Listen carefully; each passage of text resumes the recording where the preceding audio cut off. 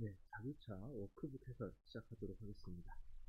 우선은 여러분들이 이 강의 들으시기 전에 꼭 듣고 오셔야 되는 건 어떤 거냐, 꼭 복습하셔야 되는 건 어떤 거냐면 풍에 관한 그리고 온대저기압에 관한 내용들을 여러분들이 반드시 손으로 한번 정리를 하신 다음에 제가 강조드린 거 있죠. 첫 번째, 온대저기압 같은 경우에는 관련된 용어 잘 알아야 된다라고 제가 말씀드렸습니다.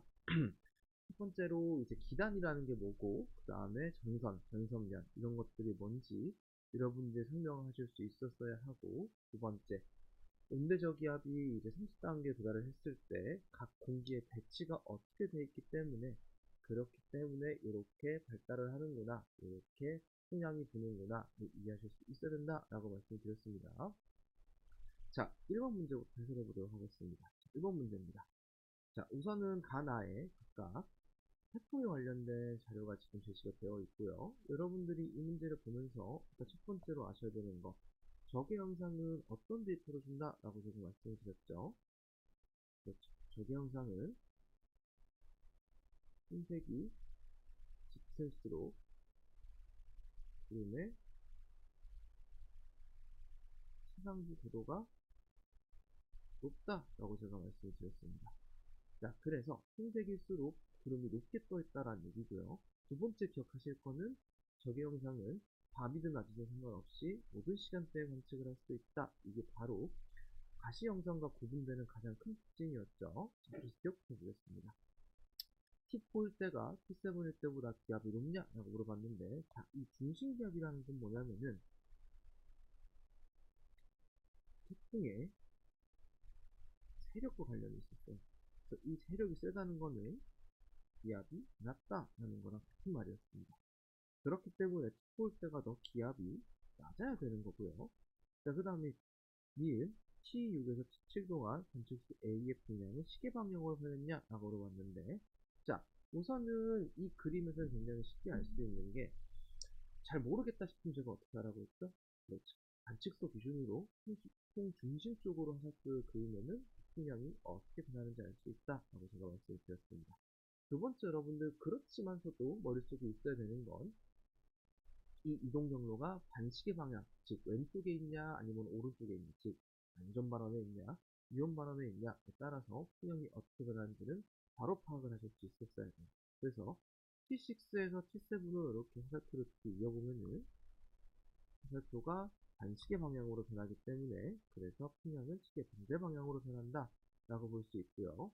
그 다음 디귿, 나에서 구름 최상부의 온도는 영역은 P가 더 낮냐? 라고 물어봤는데 우선 C가 더 낮은 거고요. 자, 제가 아까 위에서 이 적의 영상을 흰색이 짙을수록 최상부 고도가 높다라고 제가 말씀을 드렸는데, 자, 적의 영상이란 건 뭡니까? 정확히는 어떤 거를 측정하는 거냐면은 온도로 측정하는 거예요. 정확히는 온도가 낮을수록 흰색을 띠게 되는 겁니다. 자, 그래서 높게 있을수록 대기 기온은 낮아지기 때문에 그걸 이용해서 온도가 낮을수록 구름이 높게 떠 있어요 라는 거를 판단한다 라고 보시면 되겠습니다. 그래서 정답은 미음이 정답이고요. 자, 2번으로 가보도록 하겠습니다. 자, 우선은 온대저기압을 관측하는 기상 요소를 나타낸 거다 라고 돼 있고, 이 왼쪽에 있는 요 자료는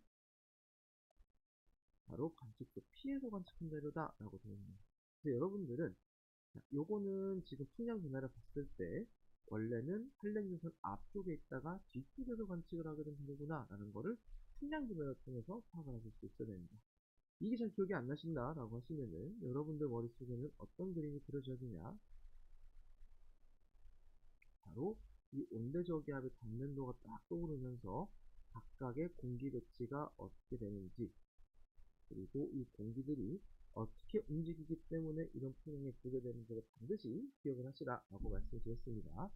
자, 그래서 전선이 통과하는 때는 공기가 움직이는 방향이 달라지는 쪽, 즉 T4에서 T5 사이에 전선 P가 통과했다, 전선이 P를 통과했다, 즉 한랭선을 통과했다 라고 볼 수 있고요. 자, 그 다음에 니은 기온은 T1일 때가 T5 때보다 높냐 라고 했는데, T1일 때는 어떤 공기 영향을 받습니까? 어떤 공기가 움직여가기 때문에 바람이 부는 겁니까? 그렇죠. 따뜻한 공기가 움직이기 때문에 바람이 남서풍이 부는 거고요. T5일 때는 차가운 공기가 성량을 두고 있기 때문에 그래서 특화합일 때 온도가 더 낮다 라고 보시면 되겠습니다. 자, 그 다음에 T4, T5 사이에 지금 전선을 통과했다라고 제가 말씀드렸죠. 그렇기 때문에 T2일 때가 아니라 T5일 때 전선면이 나타난다. 이렇게 대답을 해주셔야 됩니다. 그래서 정답은 니은만 정답이다. 이렇게 볼 수 있겠습니다. 자, 그 다음에 3번 볼게요. 자, 3번 보시면은, 자, 이것도 태풍에 관한 얘기고요. 자, 우선은 지금, 대전은 안전반원에 위치하냐라고 물어봤는데, 이동 경로상 왼쪽에 있으면은 안전반원, 오른쪽에 있으면 위험반원이었어요. 근데 9월 6일은 대전이 태풍의 왼쪽에 위치를 하고 있기 때문에, 그래서 안전반원에 위치하는 거 맞는 설명이고요. 그 다음에 니은, 8월 30일은 태풍을 주로 편서풍의 영향을 받냐라고 이제 8월 30일 때 태풍의 위치를 보세요. 30도 선 밑에 있죠. 그렇기 때문에 여기서는 무역풍의 영향을 받는 겁니다. 그래서 니은은 편서풍이 아니라 무역풍의 영향을 받는다라고 보시면 되겠고요. 자, 그 다음에 디귿, 태풍이 우리나라를 통과하는 동안 대전의 풍향은 시계 방향으로 변하냐라고 물어봤는데 모르시면은 중심부랑 화살표 돌아가는 방향 보라고 얘기했습니다. 정확히는 이 화살표의 머리가 어디 방향으로 회전하냐를 보면 되는데 우리는 이미 알고 있어요. 안전반원에 있다라는 걸 알고 있기 때문에 얘의 풍향은 시계 방향이 아니라 반시계 방향으로 변할 거다라는 것을 확인하실 수가 있습니다. 그래서 정답은 0만 정답이다 이렇게 볼 수 있겠습니다. 자, 그 다음 4번입니다. 이런 자료가 조금 보기 까다로운데, 자, 자료를 차근차근 잘 보시고, 여러분들이 아는 정보와 잘 조합을 하시면 되는데, 자, 우선은 얘는 온대저 기업에 관련된 자료다라고 되어 있어요. 자, 근데 우리 이걸 알아요. 온대저 기압이 발달했다라고 하면은, 이런 식으로 한량전선이 있고, 이런 식으로 온난전선이 있을 때, 항상 저기압의 중심부, 즉, 기압이 가장 낮은 곳은 바로 이 두 전선이 만나는 곳에 위치한다라고 했고, 자, 등호선이라는 게 뭡니까? 온도가 같은 곳을 이어준 거잖아요. 그렇기 때문에 여러분은 이 그림에서 전선이 이렇게 그려지겠구나 라고 얘기를 해야 됩니다. 자, 왜 이렇게 생각을 했냐? 자, 조금 다시 그릴게요. 그림을.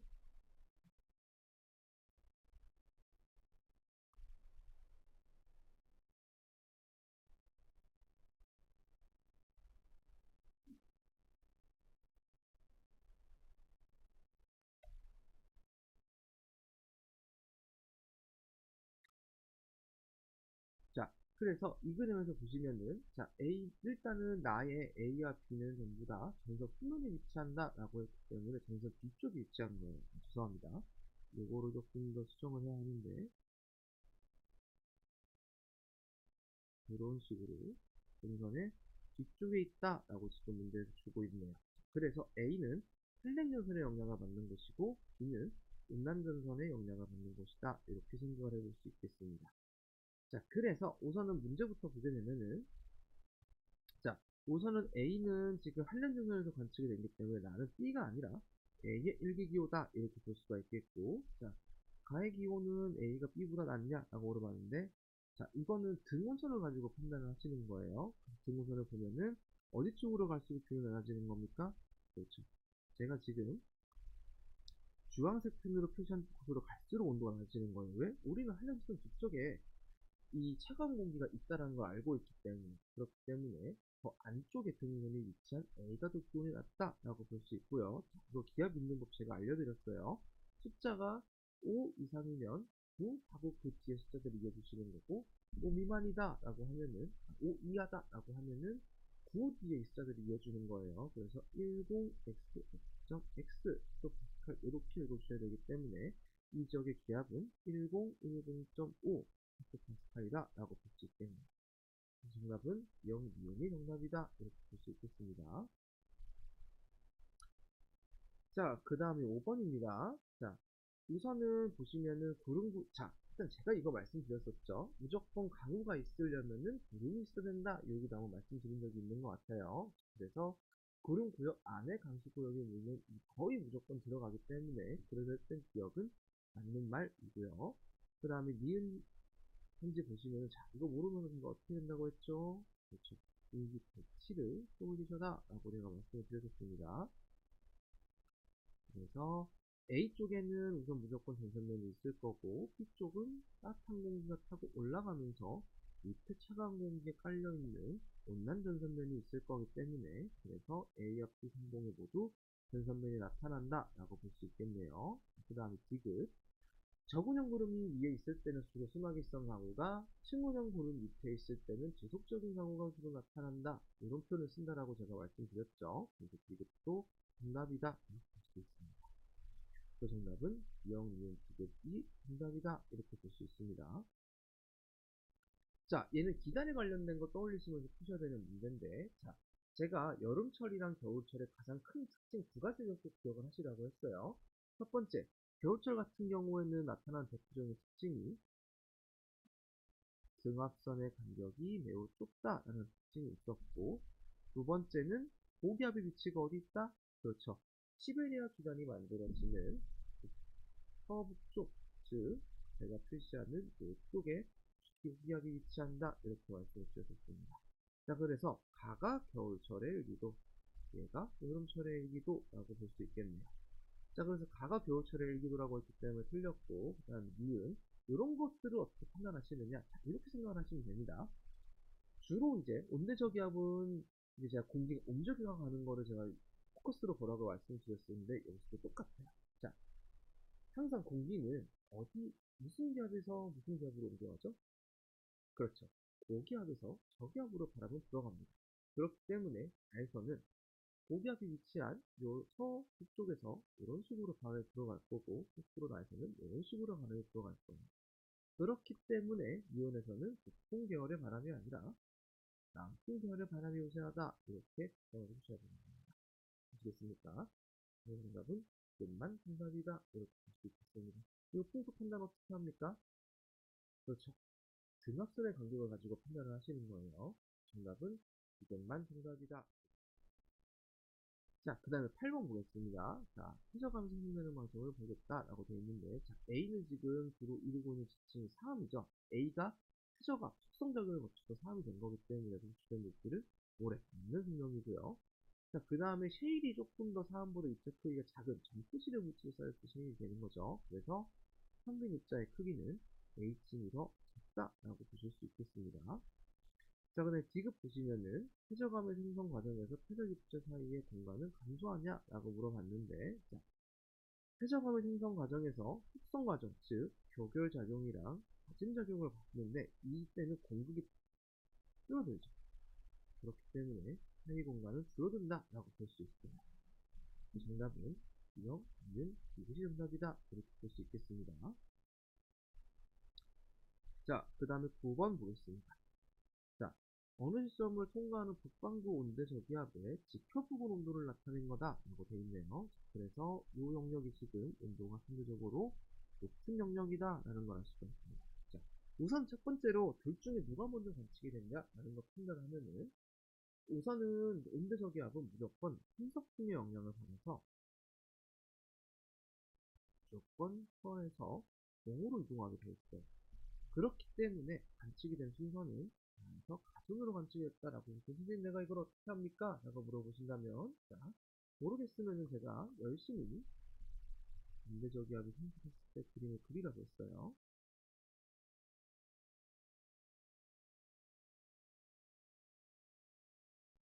이런 식으로. 자, 여기서 따뜻한 공기가, 상대적으로 따뜻한 공기가 각 기단, 즉 찬공기 사이에 위치한다는 걸 알 수 있죠. 그래서 저는 어떻게 판단을 했느냐? 이 따뜻한 공기가 동쪽으로 옮겨가는 걸 보고, 아, 바다 원칙이 관측된 다음에 바다 관측이 됐구나 라고 판단한 겁니다.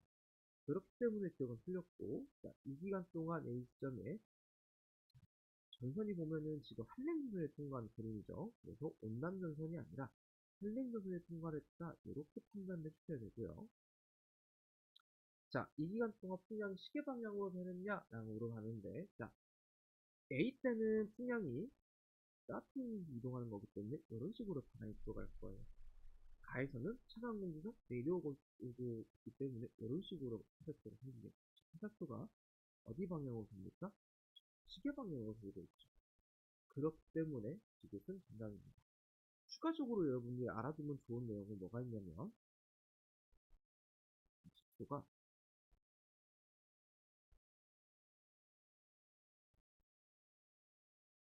온대적이야 중심부 남쪽에 위치하면 무조건 풍향은 시계 방향으로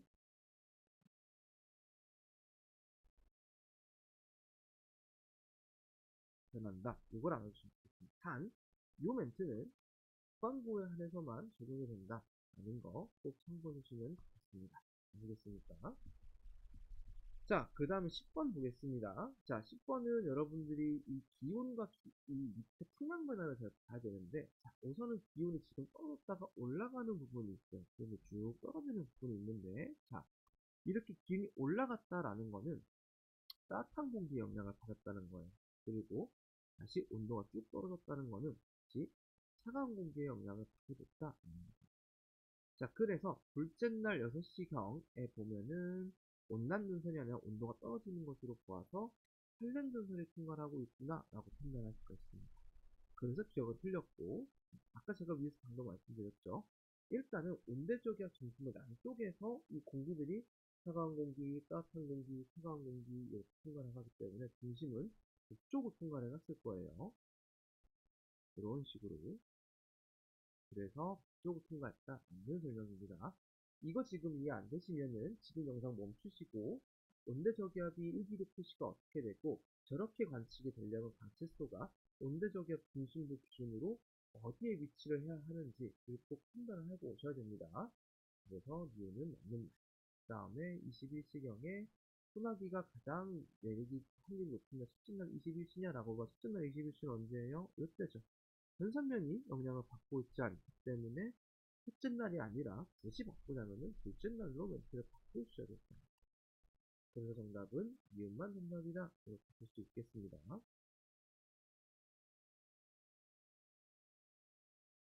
자, 그 다음 11번입니다. 절대연령 문제네요.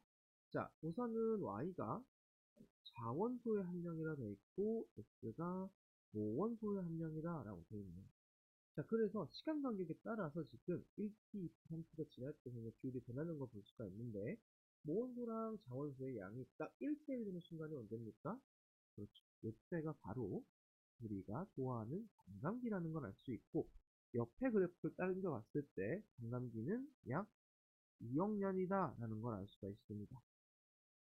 자, 줄어드는 게 모원소고 왜냐하면 방사성 원소가 분기가 되는 거니까 늘어나는 게 자원소라는 걸 알 수가 있죠. 그렇기 때문에 자원수, 즉 Y의 함량 변화가 기억이다 라는 걸 알 수가 있고 T는 2억 년, 즉 반감기가 2억 년이라고 물어보는 거죠. 그래서 니은도 맞는다. 자, 반감기가 3번 지나면은 모원수의 양은 8분의 1이 되는 거예요. 그러면은 X의 함량은 8분의 1이고 X의 함량 플러스 Y의 함량을 더하면 1이잖아요. 그쵸? 그렇기 때문에 0.125가 됩니다. 그래서 이 디귿도 정답이기 때문에 정답은 2억 니은 디귿이다. 이렇게 볼 수 있겠습니다. 자, 그 다음 12번입니다. 자, 용이함층 보자마자 여러분들은 뭘 떠올리셨거든요. 전침을 떠올리셔야 됐었고 이렇게 같은 나이를 가졌다라고 보장할 수 있는 요시층들을 이어주셨어야 됩니다.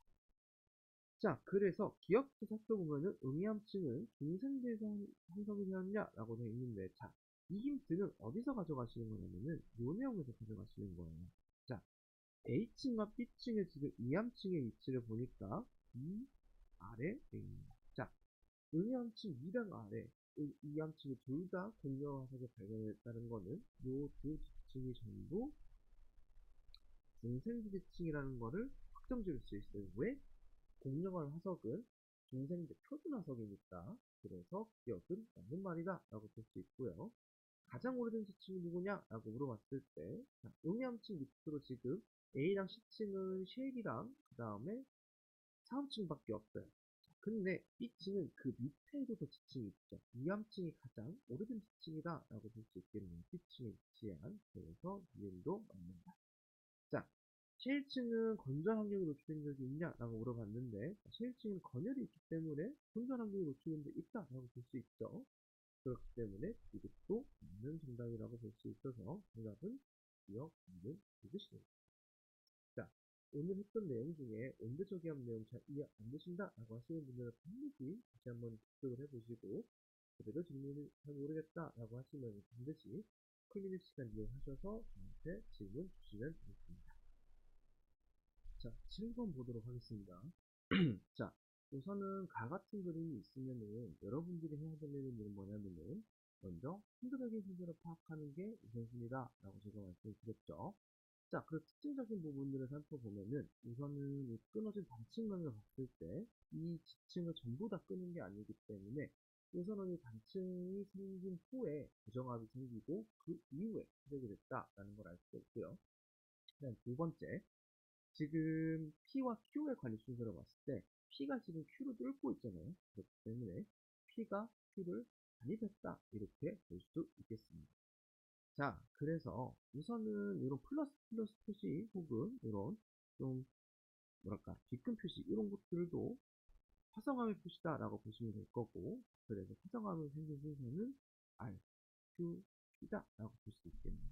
그래서 기억은 맞는 말이고, 그 다음에 니은 P의 나이는 2억년이냐 라고 물어봤는데, 자, 방사선 X의 양은 얘가 얼마나 관광기, 즉 얼마나 이 원소들이 붕괴했느냐를 보여주는 수치예요. 그렇기 때문에 P에 해당되는 양이 바로 4분의 3이 될 거고 Q에 해당되는 양이 8분의 1일 겁니다. 자, 근데 이 X의 반감기 1억년인데 이 X의 남은 양을 보니까 반감기를 한 번 거쳤을 때 있는 양이 4분의 1보다 더 많기 때문에 그 이유는 틀렸다라고 볼 수 있고요. 자, 그 다음 디귿 보시게 되면은 A는 중생대 형성되었냐라고 되어 있는데 A는 Q가 관입한 후, 그 다음에 P가 관입하기 전에 형성된 지층이죠. 그렇기 때문에 Q&I도 같이 판단을 해주셔야 되는데 Q&I는 관광기를 3번 거쳤기 때문에 3억년입니다. 그리고 P는 관광기를 한 번보다 덜 거쳤기 때문에 1억년보다 나이가 더 어린애 거고. 자, 우리 중생대는 2.3억년부터 0.6억년까지가 중생대에 들어가는데 지금 여기 Q가 여기 범위가 2.3억년보다 넘어가기 때문에 중생대가 아닐 수도 있어요. 그렇기 때문에 정답은 기억만 정답이다 이렇게 볼 수 있겠습니다.